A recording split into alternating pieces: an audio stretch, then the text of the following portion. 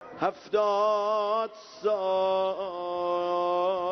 از عمر خود دور از حرم بودی آقای من. شہر خم کی سرزمین پر ہر چہرہ غم کی تصویر بنا ہوا تھا. جمکرہ مسجد کے صحن میں علی خامنہ ای کے جلوس جنازہ میں عقیدت مندوں کا سمندر امڑ آیا، جہاں تابوت اٹھائے سوگوار قافلہ آہستہ آہستہ آگے بڑھ رہا تھا. سیاہ لباس میں ملبوس مرد و خواتین آنکھوں میں نمی اور لبوں پر دعاؤں کے ساتھ اپنے محروم رہنما اور ان کے اہل خانہ کو آخری سلام پیش کر رہے تھے.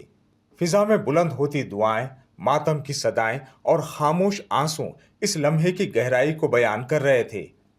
ہر قدم کے ساتھ ایک عہد کے اختتام اور ایک نئے باب کے آغاز کا احساس نمایاں تھا.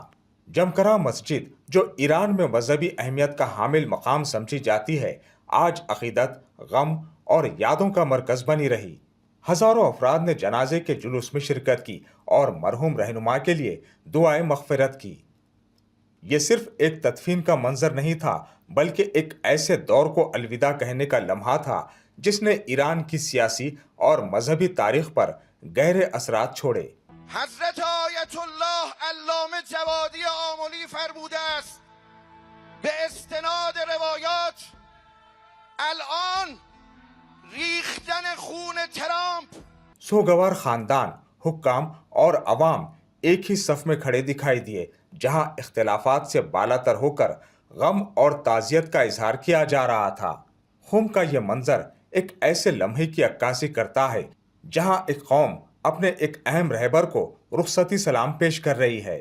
جمکرہ مسجد میں ہونے والی یہ آخری رسومات ایران کی تاریخ کے ایک اہم باب کا اختتام ثابت ہو رہی ہے.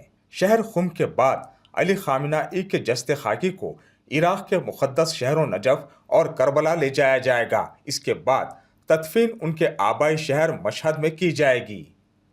بیورو رپورٹ، منصف ٹی وی.